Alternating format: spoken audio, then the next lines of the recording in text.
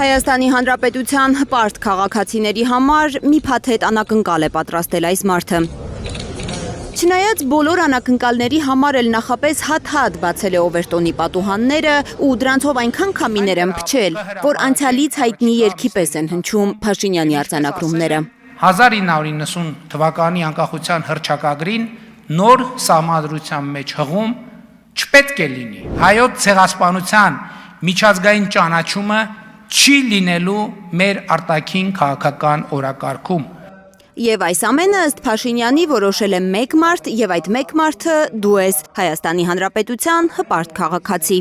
Ժողովուրդը քվեարկել է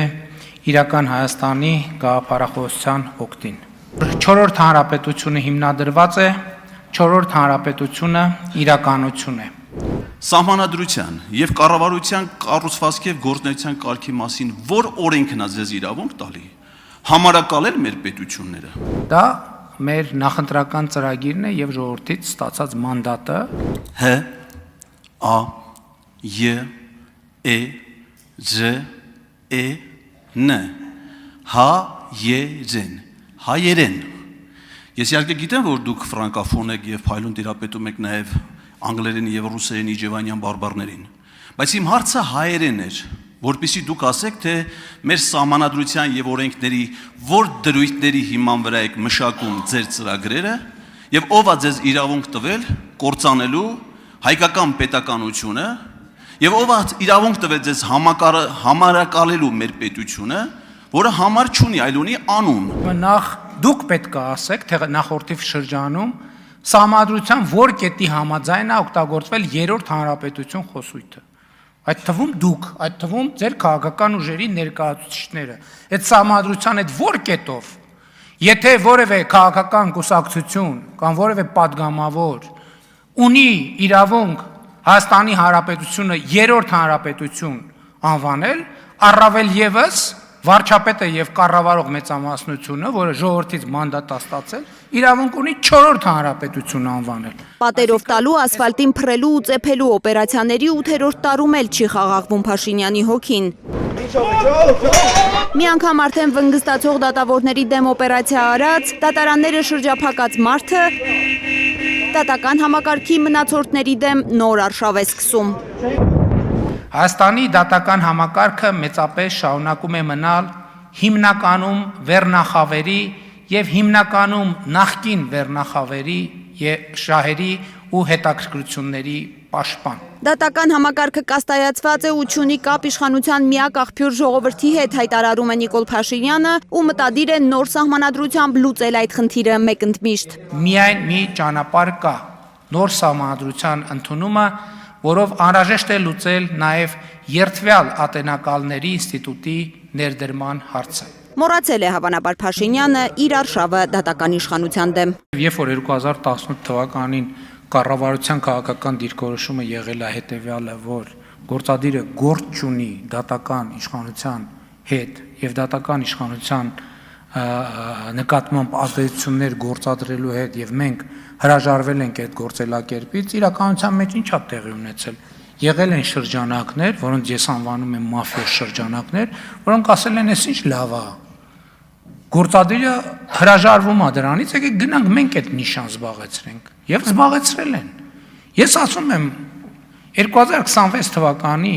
խորհրդանական ընտրությունների նախընտրական քարոզարշավում իմ ամենամեծ բարդությունը եղել է պատասխանել մարդկանց հետեւյալ հարցերին. Ինչի է այս մեկը ազատության մեջ, ինչի է մեկը ազատության մեջ, ինչի է մեկը դատված չի, եւ այլն եւ այսպես շարունակ։ Գուցե որովհետև մանիպուլյացիաներ են լցվել մարդկանց գլուխները ու դատարանները հիմք չունեն ազատ ազրկելու նրանց, ովքեր պետք է բանտում լինեն Փաշինյանի համոզմամբ։ Ես չեմ կարա բանանեմ, հավատամ, որ ինչ որ մարդիկ միջև հիմա պատասխանատվությունից խուսափել են այն պատճառով, որ դատաիրավական համակարգը արդար է։ Իրանք ընդհակառակը պատասխանատվությունից խուսափել են այն պատճառով, որ այդ կոռուպցիոն կապերը շարունակում են մնալ։ 322 դատավոր դուք եք նշանակել, Մասիս Մելքոնյանին դուք եք դատավոր նշանակել, Հանրապետություն կուսակցության անդամին, որը 2 անգամ քրեական հեղինակությանը կալանքից ազատում է, վերաքննիչով նորից հետ են տանում բան։ Ումն է այդ կաստան, ումն է եթե ոչ ԿՊԻ-ը, որ Այստեղ SMS-ով մարդկանց դեմ քրեական գործեր են անում։ Ավարտեք։ Այդ մարդիկ ինչ գործ ունեն ընդհանրապես ազատության մեջ։ Որ մի հատ է վեր են կենում, ելույթ են ունենում, էս են անում, են անում, այդ մարդիկ ինչ, եթե դատական համակարգը իմ ասածով առաջնորդվեր, այդ մարդիկ մի 3 տարի հետո նոր պայմանական վաղաժամկետով դուրս գալու հնարավորություն պետք է ունենային։ Եթե այս ընտրակաշառքները որևէ մեկը ազատության մեջ հայտնվի, նշանակում է մենք մեր դատական համակարգը ոչ թե պետք է բարեփոխենք, պետք է քանդենք, 0-ից նորից հավաքենք։ Եվ մի պահ գայթակղություն առաջացավ կամ փաթաթվեմ ձեզ, ասեմ, փաստորեն դուք այսքան ազդիվան մեղ մարդ եք եղել, ես էլ մտածել եմ, թե դուք եք ինձ նստացրել, փաստորեն էլիտաները համ նստացնում են, մաֆիաները համ ազատում են, ես էլ փող չունեի ճիշտ ասած, նույնիսկ փաստաբանի վճար, անկեղծ եմ ասում, չէ՞, Բասիկ օգնենք մի քիչ։ ասել եմ, չեք օգնել։ Ու վերջը հետո իրականություն վերադարձա, հասկացա, որ դատավորնել էր ձեր կողմից նշանակած դատախազներ, մյուսներ։ Կներեք, ես չեմ ուզում, էլի եմ ասում, որևէ այլ նկատառում ոչ էլ անձնավորված ընդունեք, բայց ես համարում եմ, որ այն դուք, որ հիմա այս դահլիճում նստած եք, այդ պրոբլեմա։ Այդ նշանակում է Հայաստանում արդարադատություն չկա։ Այդ ելույթով, այդ մտքերով ես կարծում եմ, որ դուք պետք է ներկայանաք քննչական կոմիտեի, հատկապես կարևորագույն գործերով քննիչին։ Եվ մեր երկրում ոչ թե պետք է ձեզ պատգամավորները հարցեր տան, այլ հատկապես կարևորագույն գործերով քննիչը, որովհետև ձեր ծրագիրը, ձեր հնչեցրած մտքերը, դատողությունները, դրանք երկրի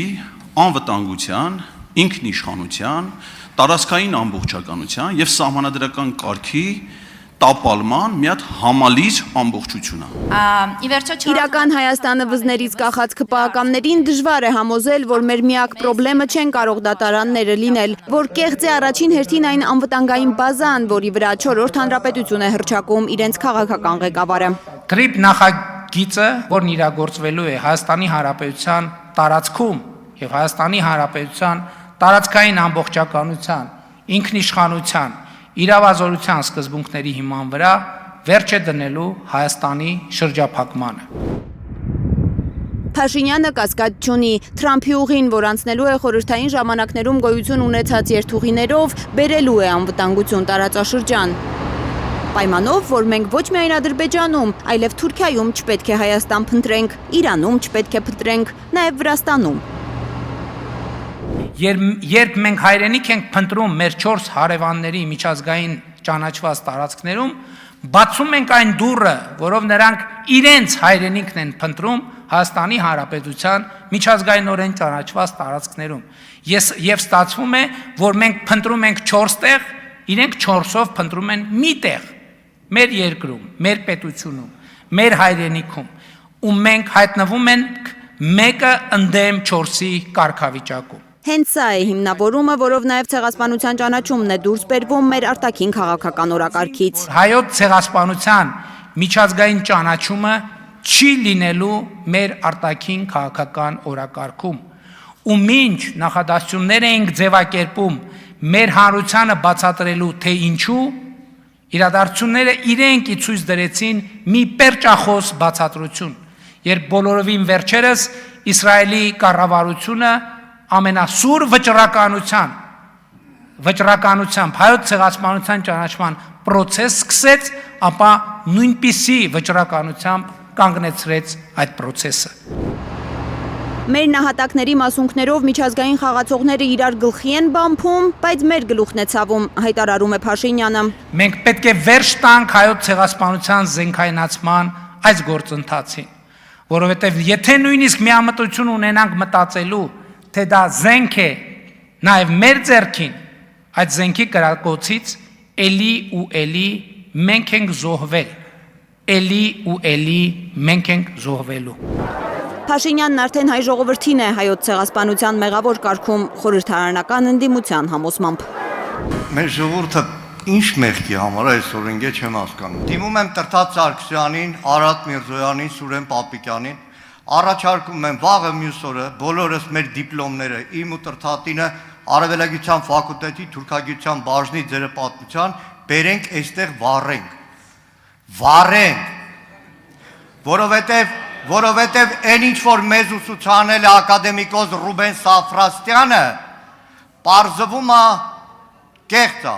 Ռուբեն Սապրաստյանը, որ հատորներով աշխատություններ ունի Թուրքիան, իբրև ցեղասպան պետություն, ուր հիմնավորումը թե դա պետական քաղաքականությունն է, ջուրն է լցվում, որտեղ Նիկոլ Փաշինյանը գալիս է Սամբյոնից թուրք պատմաբանների թեզերը շաղատալիս իլուր ամբողջ աշխարհին։ Մի քանի տարի առաջ ասել եք, որ Հայաստանում անկլավ չկա։ Ինչ որ փաստաթղթեր կուսումնասիրենք, պնդում եք, որ Տիգրան հարցում որևէ խնդիր չկա։ Կոնկրետ կասեք, այդ ինչ փաստաթուղթ ձեզ տվեցին, Մհեր Գրիգորյանին տվեցին, որ դուք այլևս անթակույց հրապարակային խոսում եք Տիգրան հանձնելու, չհաշված մյուս անկլավների անուններ եք տալիս հանձնելու մասին։ Մեր խնդրումը գիտեք որն է, որ մենք Արարատի մարզի Արարատ գյուղին ասում ենք դավալու, իսկ Քյարքին ասում ենք Տիգրանաշեն։ Խնդրումը գիտեք որտեղ է, որ Նիկոլ Փաշինյանը Երևանի պետական համալսարանի դիպլոմը ստացել է վարչապետ դառնալուց հետո։ Ու 7 տարի նույն դասարանում է մնացել։ Խնդրումը տեղ է։ Հիմա որ ասում ենք Նախճեվանն ասում Ալիևը չնեղանա, այդ դեպքում ցեղասպանություն մի ասեք, թուրքերը նեղանում են։